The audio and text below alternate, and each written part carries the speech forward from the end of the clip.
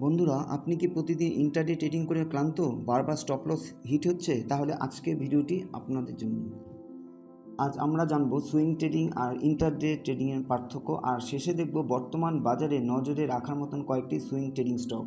আর আজকে জানাচ্ছি কয়েকটি সুইং ট্রেডিং স্টক যেটা গেল সপ্তাহে দেওয়া হয়েছিল, সেগুলো কীরকম রান করেছে। আমার পোর্টফোলিওতে গেল সপ্তাহে যেই স্টকগুলো ছিল HSCL, যেটা 741 টাকা ছিল, এখন সেটা হাই গিয়েছিল 819 টাকা।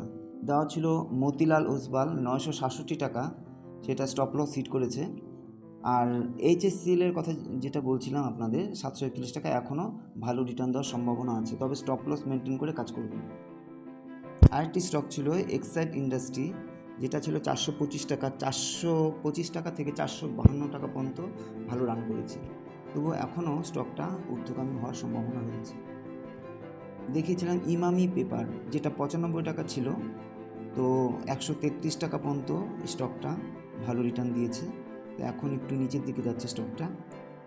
তো ভিডিওটা শুরু করছি। প্রথমে আসি ইন্টারডে ট্রেডিংয়ে। ইন্টারডেতে একই দিনে শেয়ার কিনে বিক্রি করতে হয়। এখানে দুটো লাভের সুযোগ থাকলেও ঝুঁকি অনেকটা কিন্তু বেশি। সারাদিন চার্টের সামনে আপনাকে বসে থাকতে হয় এবং সিদ্ধান্তটাও কিন্তু দ্রুত নিতে হয়।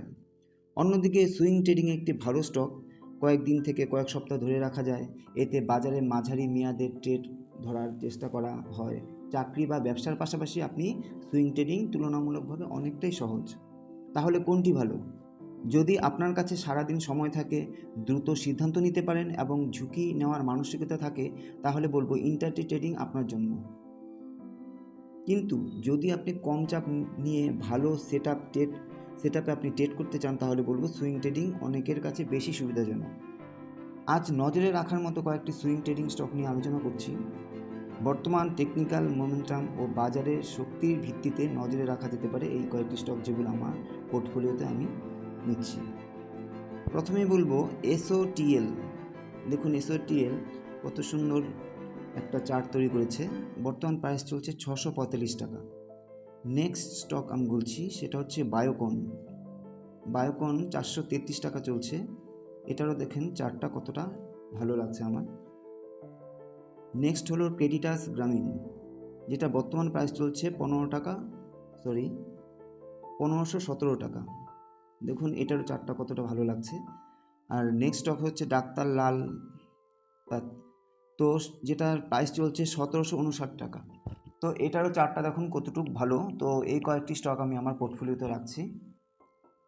তবে মনে রাখবেন, স্টকগুলোতে ইনভেস্ট আমি করছি স্টপ লস দিয়ে, ঠিক আছে? তো এই স্টকগুলো শুধুমাত্র শিক্ষামূলক আলোচনার জন্য।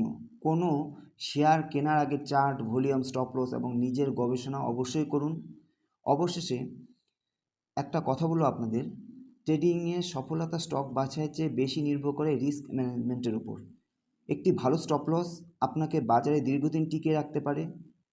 আর সবচেয়ে বড় একটা কথা বলছি আপনাদের, আপনারা যদি ক্যাপিটালটা সেভ করতে পারেন, তাহলে স্টক মার্কেটে আপনি টিকে থাকতে পারবেন। প্রফিটের চিন্তা করতে হবে না, প্রথমে আপনাদের মূল ক্যাপিটালটা সেভ রাখতে হবে। যদি মূল ক্যাপিটাল আপনি সেভ করতে পারেন, তবে আপনি সফল ট্রেডার হতে পারবেন।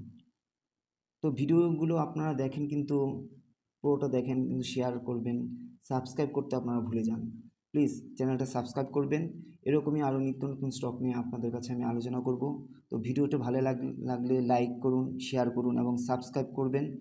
আগামী ভিডিওতে আবার নতুন সুইং ট্রেড সম্বন্ধে আপনাদের সাথে কথা বলবো। ধন্যবাদ।